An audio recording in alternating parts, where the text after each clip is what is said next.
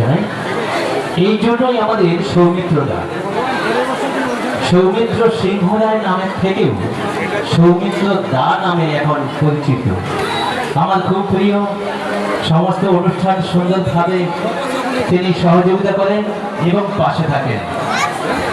জগন্নাথ বলরাম সুভদ্রা মহারানীর আজ স্নানযাত্রা, হাজারো হাজারো ভক্ত সমাগম আজ ভূতা যুগনিতলাতে রয়েছে।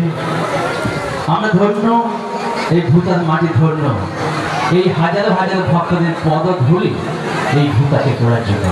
আর একটা ধন্যবাদ জানাবো ইস্কন অনুমোদিত রথযাত্রা, এই তল্লাটে ইস্কন অনুমোদিত রথযাত্রা কোথাও কিন্তু হচ্ছে না। তা সেই জন্য আমাদের আনন্দিত ভূতা যুগনিতলা সহ আমাদের কলাইকুণ্ড মাসি বাড়ি ধন্য যে ইস্কন অনুমোদিত রথযাত্রা আমরা পেয়েছি। আমরা আগলে রাখবো সারা জীবন ধরে। সবাইকেই আহ্বান আমন্ত্রণ জানিয়ে রাখি আমাদের মাসি বাড়িতে আজ থেকে ঠিক 15 দিন পর 22শে আষাঢ় প্রত্যেকটি ভক্তদের চরণে প্রণাম জানিয়ে যাই আর আহ্বান জানিয়ে যাই। মহা ধুমধামে ভোর 4টে থেকে রাত্রি 10টা পর্যন্ত একসাথে আমরা থাকবো। আপনাদের আহ্বান আমন্ত্রণ জানিয়ে যাই। আর অবশ্যই আমাদের এই ভূতা কমিটি যে রয়েছে, আমাদের প্রত্যেকটি সদস্যকে অক্লান্ত পরিশ্রম করছে। তো সবাইকেই আহ্বান জানিয়ে যাব, আমরা একসাথে কাঁধে কাঁধ মিলিয়ে এই রথযাত্রাকে সারা জীবন ধরে আগলে রাখবো। যুগ যুগ চলবে আমাদের এই ইস্কন অনুমোদিত রথযাত্রা।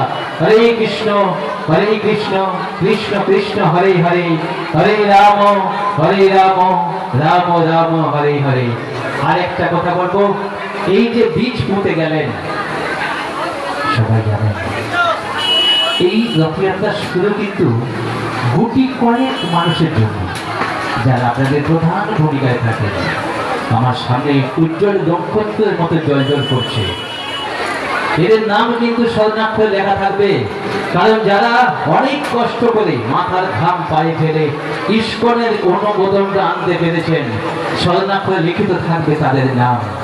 সেই নাম আপনারা সবাই জানেন, আমি এখন নামগুলো বলবো না। স্বর্ণাক্ষরে লিখিত থাকবে আমাদের এই মন্দিরে, যুগ যুগ ধরে আমাদের বংশ পরম্পরা জেনে থাকবে এই বীজ বপন যারা করেছিলেন তাদের চরণে শত কোটি প্রণাম এবং জগন্নাথ দেবের চরণে প্রণাম জানিয়ে আমার কথা শেষ করলাম। হরে কৃষ্ণ।